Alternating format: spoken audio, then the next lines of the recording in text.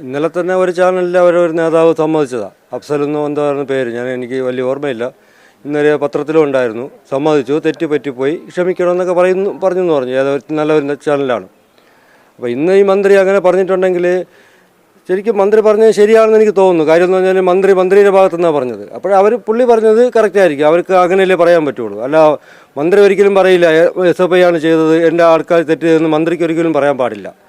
അപ്പോൾ അവരുടെ ഭാഗത്തുനിന്ന് പറഞ്ഞത്, മന്ത്രിയുടെ ഭാഗത്തുനിന്ന് പറഞ്ഞതെന്ന് പറഞ്ഞാൽ അപ്പോൾ അത് ശരിയാണ്. പുള്ളിയുടെ ഭാഗത്തുനിന്ന് അങ്ങനെ പറയാൻ പറ്റുള്ളൂ.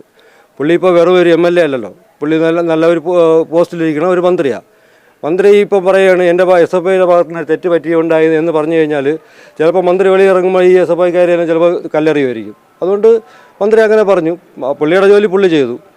അത് SFIക്കാരല്ല ചെയ്തെന്ന് എങ്ങനെ മന്ത്രിക്ക് പറയാൻ പറ്റി? അവിടെ ചെയ്തത് SFI പ്രവർത്തകർ മാത്രമല്ലല്ലോ, SFIയുടെ ഭാരവാഹികളാണല്ലോ. യൂണിറ്റ് സെക്രട്ടറി, പ്രസിഡന്റ് സെക്രട്ടറി, അങ്ങനെയുള്ള ആ മെയിൻ ഭാരവാഹികളാണ് ചെയ്തത്. ആ ഭാരവാഹികൾ ചെയ്യുമ്പോൾ മന്ത്രിക്ക് എങ്ങനെ പറയാൻ പറ്റും ഈ SFIക്കാരല്ല എന്ന്?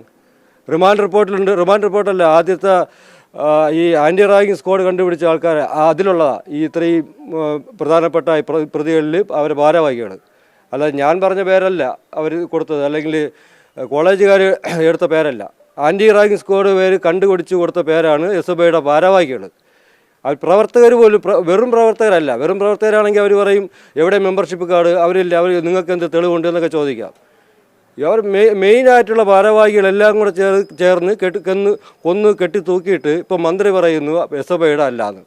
ഇപ്പോൾ മന്ത്രി ഒരു ഇലക്ഷന് വേണ്ടിയിട്ട് അതിൽ എടുത്തിടുന്നു. മന്ത്രിയെ ജോലി ചെയ്യട്ടെ, അത് കുഴപ്പമില്ല. മന്ത്രിക്ക് പറയാനുള്ള, മന്ത്രിക്ക് അവർക്കൊക്കെ എന്ത് ആരോപണം വേണമെന്ന് മന്ത്രിക്ക് പറയാം. അത് മന്ത്രിയുടെ ജോലി മന്ത്രി ചെയ്യട്ടെ.